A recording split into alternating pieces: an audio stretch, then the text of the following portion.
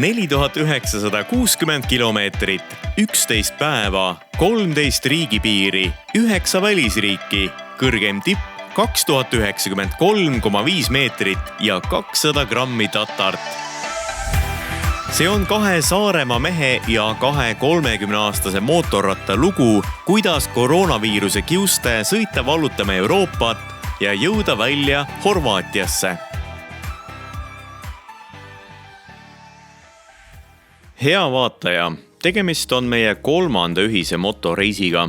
2019. aastal võtsime ette elu esimese pikema tsiklitripi ja sõitsime läbi Läti ja Leedu Rootsi onule külla. 2020. aasta juulis võtsime asja juba tõsisemalt ette ja sõitsime Saaremaalt Põhja-Norrat avastama. Me jõudsime Euroopa põhjapoolseimasse punkti, kuhu on võimalik mööda sõiduteed minna ehk Nordkappi. Sealt edasi liikusime mööda põhjarannikut läände välja Lofootidele. Kokku sõitsime eelmise aasta reisi jooksul 4819 kilomeetrit, millest circa 1500 kilomeetrit mägedes ja circa 100 kilomeetrit tunnelites. Mõlemast seiklusest valmis ka reisi video, mille leiate minu YouTube'i kanalist ja blogist metsmaa.ee. Aga nüüd alustame uue seiklusega ja sõidame koos Saaremaalt Horvaatiasse. Enne starti tegime veel ka nipet-näpet ettevalmistusi. Ja esimene selline suurem töö on minu rattal see, et tagumine rehv oli üsna otsasamadega. Tellisin uue Mitase E07 Plus rehvi. See on selline 50% asfalt ja 50% kruus, aga ta näeb sellise üsna hea mustriga välja. Ma usun, et see toimib ülihästi ka metsas sõites. Et saab siis ära proovida ja kilomeetrid pidavad ka väga palju vastu pidama. Madis on siin rääkinud, et selle rehviga peaks kusagil 20 000 kiltsa saama sõita. Eks seda siis näha ole, peab jätma selle kilometraaži numbri meelde, et millal ma selle alla panin ja siis saab näha ka, et millal ma selle uuesti ära vahetan. Ja Märt, tänu Märdile, Märt vahetas selle rehvi mul siis nii-öelda puhta muidu ära ka. Aga siin ei olegi muud, kui tuleb see nüüd alla kerida siia tsiklile. Ja siis on esimene ettevalmistus tehtud.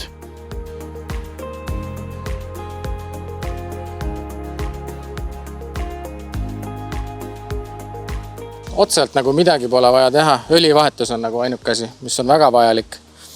Ja tegelikult ka kohvriraamid, et mul on pooleli siin kohvriraamide ehitus, keevitamine. Et jah, see on ka oluline, et muidu ilma nendeta ma ei saa ju kohvreid panna siia. Või mul on küljekotid õigemini. Ja siis oleks vaja teha ka siia põhjakaitse alla. Et vaatame, kuidas sellega jõuab.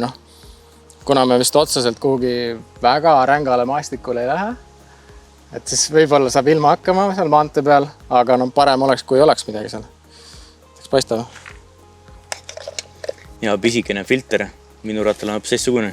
Mul on see meeste filter, et see on niisugune roller oma. Tegelikult on nii palju mugav, vaata. Ülimugav. Nii. Ja Kallel lihtsalt õliseid normaalselt kätte alt, jah? Keerab poldi lahti, tuleb välja, kõik. Filmi, jah, kallis õli läheb sisse ikka. No palju läheb? Tead see kogust ka või? 2,5 liitrit on siin kirjas. See on õhufiltri maha ja kurb tõsiasi on see, et see on ikka väga must. Aga ma kardan, et ma enam ei saa kuskilt uut nii lühikse ajaga. Et siis me peame selle ära pesema lihtsalt. Ma ei tea jah, kui nagu populaarne see on kusagil motonetis, tegelikult nad saadavad selle kohe ära selle.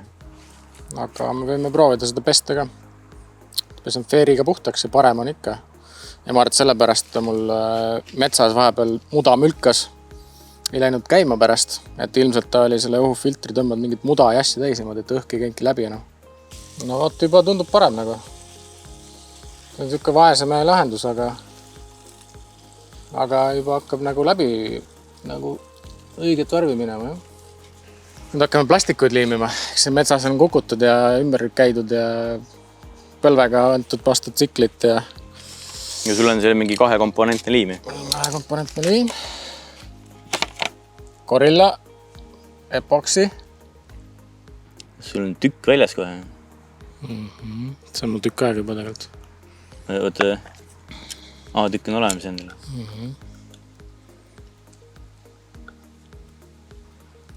see hakkab mingi kiiresti ära kivistama. See juba hakkab väikselt tema minema sinna.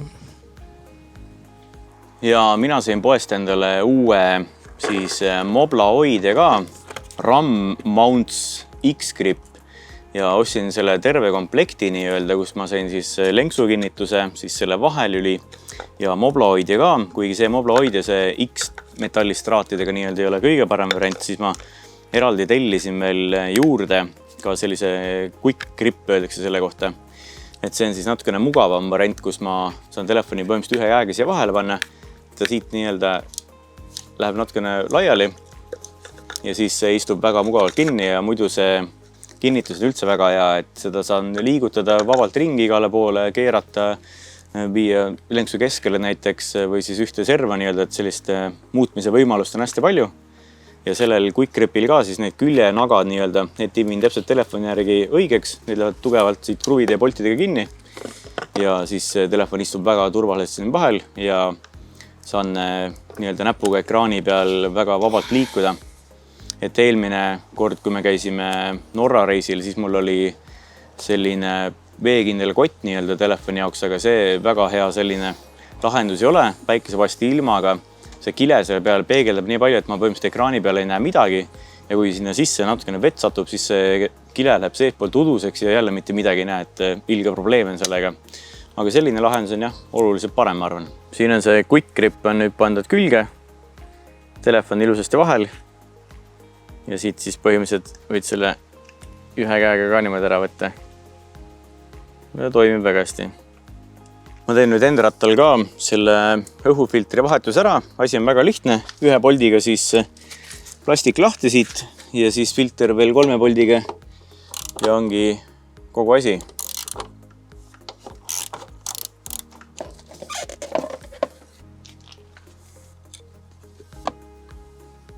Ma keevitan nüüd oma küljekottidele raame, et ma saaks need kotid panna raamide külge.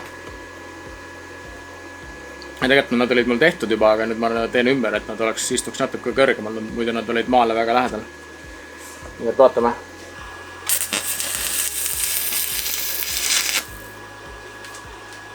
Ahaa! Ahaa! Nii, tuleme.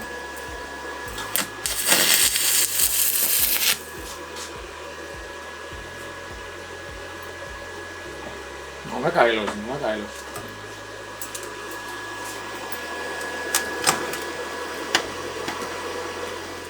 Ja viimane kord, kui käisime tetti sõitmas, siis minu peegel muutus ka selliseks. Nii et väikese remondi käigus on võimalus mul nüüd uus peegel ka külge keerata.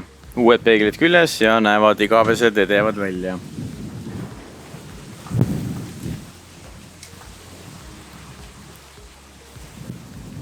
Ahoi, ahoi, ahoi! Nii, Siim pani endale uued peeglid, ma mõtlesin, et ega ma ei saa ka kähvem olla. Et ma mõtlesin siis sellise süsteemi endale välja siia. Selliste munade otsas saan ükskõik kuhu reguleerida. Seda ka. Ja mis peaks olema positiivne siis nende asjade juures. Et kui Siim on neid peegleid siin 3, 4, 5 tükki mädakalaks kukkunud, siis kui mina metsast kukun, vaata filmi siia, siis see peegel läheb lihtsalt niimoodi plupsti ja jääb terveks. Plupsti puruks. Madis proovis ennem siin oma plastikuid ka 2 komponentse mingisuguse liimiga kinni liimida, aga see millega pärast ei toiminud. See on hea küsimus, miks ei toiminud, et ega ma ei teagi, miks ei toiminud. Aga nüüd ma proovin uuesti, et ma sain mingi teise 2 komponentse epoksiidliimi. Et puhastame ära ilusti ja proovime uuesti.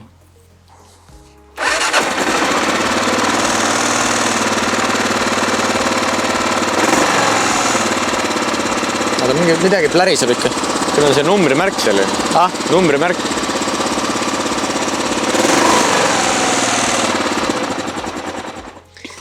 Meesterattaga käib korraga.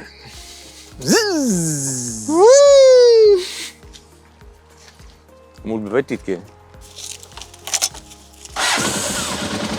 Paab see nüüd.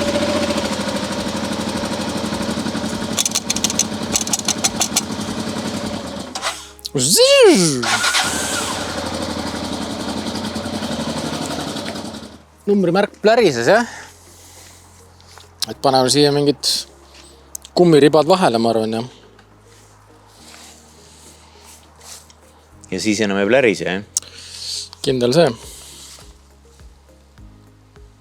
Ja siin käib nüüd selline ekstra nagu vanakooli remont, et õhukummist, jalgratta õhukummist võetakse mingid tükid.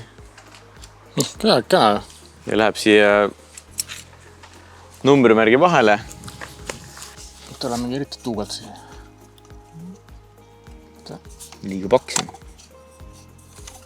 No ta enne juba läks tuugalt, aga...